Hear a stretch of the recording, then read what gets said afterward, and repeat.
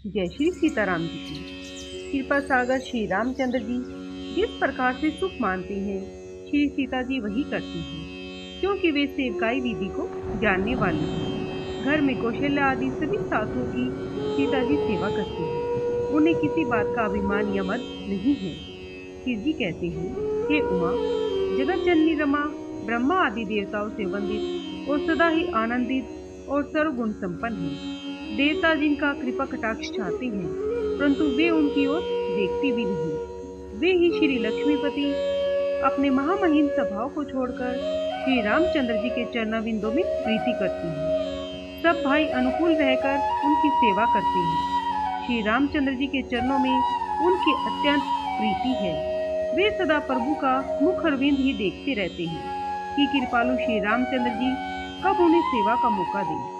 श्री रामचंद्र जी भी भाइयों पर प्रेम करते हैं और उन्हें नाना प्रकार की नीतियां सिखलाते हैं। नगर के लोग हर्षित हैं और सब प्रकार के देव दुर्लभ भोग पाते हैं। वे दिन रात ब्रह्मा जी को मनाते रहते हैं और रघुवीर के चरणों में प्रीति चाहते हैं। सीता जी के लव और कुश ये दो पुत्र उत्पन्न हुए, जिनका वेद पुराणों में वर्णन किया गया है। वे दोनों ही विजयी, नर्म और गुणों के धाम हैं तथा अत्यंत सुंदर हैं, मानो श्री हरि के प्रतिबिंब ही हो। दो दो पुत्र सभी भाइयों के हुए, जो बड़े ही सुंदर, गुणवान और सुशील थे, जो ज्ञान, वाणी और इंद्रियों से परे हैं और अजन्मा है तथा माया, मन और गुणों के परे हैं। वही सच्चिदानंद भगवान श्रेष्ठ नर लीला करते हैं।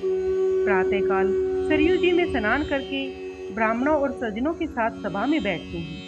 वशिष्ठ जी वेद और पुराणों की कथाओं का वर्णन करते हैं और श्री राम जी उसे ध्यान से सुनते हैं। यद्यपि वे सब जानते हैं, वे भाइयों के साथ लेकर भोजन करते हैं। उन्हें देखकर सभी माताएं आनंद से भर जाती हैं। भरत जी और शत्रुघ्न जी दोनों भाई हनुमान जी सहित उपवन में जाकर वहां बैठकर श्री राम जी के गुणों की कथाएं पूछते हैं और हनुमान जी अपनी सुंदर बुद्धि से उनके गुणों में गोता लगाकर उनका वर्णन करते हैं। श्री रामचंद्र जी के निर्मल गुणों को सुनकर दोनों भाई अत्यंत सुख पाते हैं और विनय करके बार बार कहलवाते हैं। सबके यहाँ घर घर में पुराणों और अनेक प्रकार के पवित्र रामचरित्रों की कथा होती है।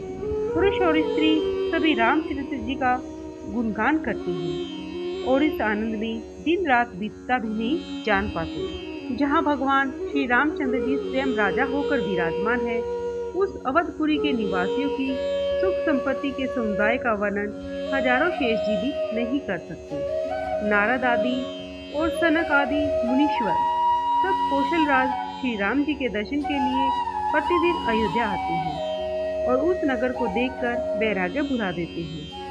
दिव्य, स्वर्ण और रत्नों से बनी हुई अटारियां, उसमें मणि रत्नों की अनेक रंगों की सुंदर डली हुई फर्शें हैं।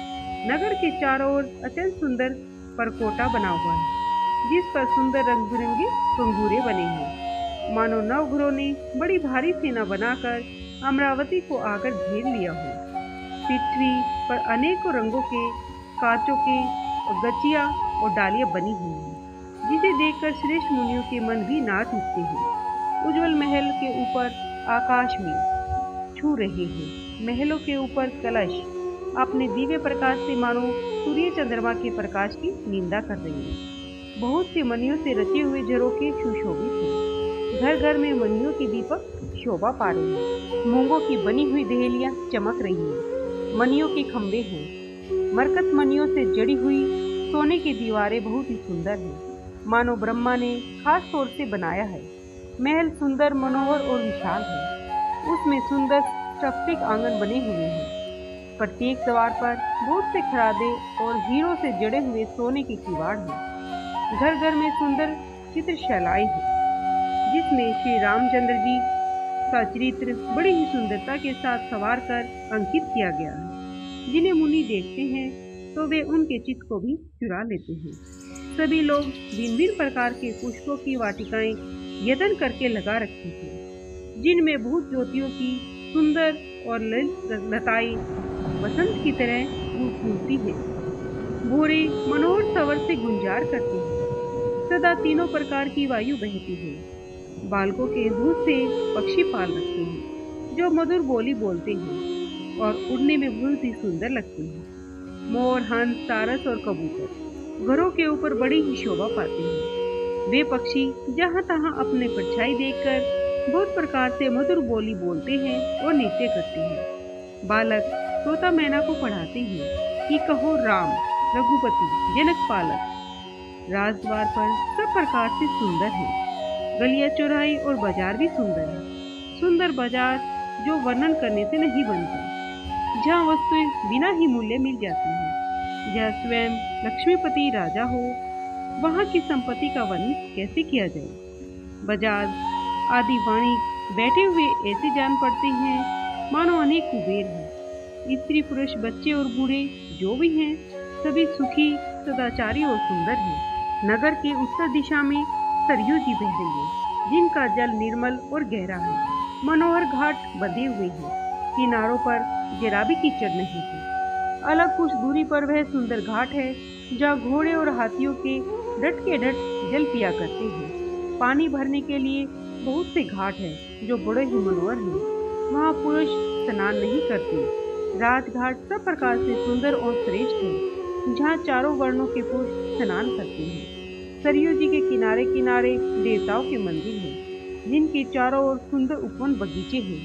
नदी के किनारे कहीं कहीं विरक्त ज्ञानपरायण मुनि और सन्यासी निवास करते हैं। सरयू जी के किनारे किनारे सुंदर तुलसी जी के झुंड खूब से पेड़ मुनियों ने लगा रखे हैं। नगर की शोभा को कुछ कहा नहीं जा सकता। नगर के बाहर भी परम सुंदरता है। श्री अयोध्यापुरी के दर्शन करते समय संपूर्ण पाप भाग जाते हैं। वहाँ वन उपवन और बावलिया तथा तालाब सुशोभित हैं। जय श्री सीताराम जी की।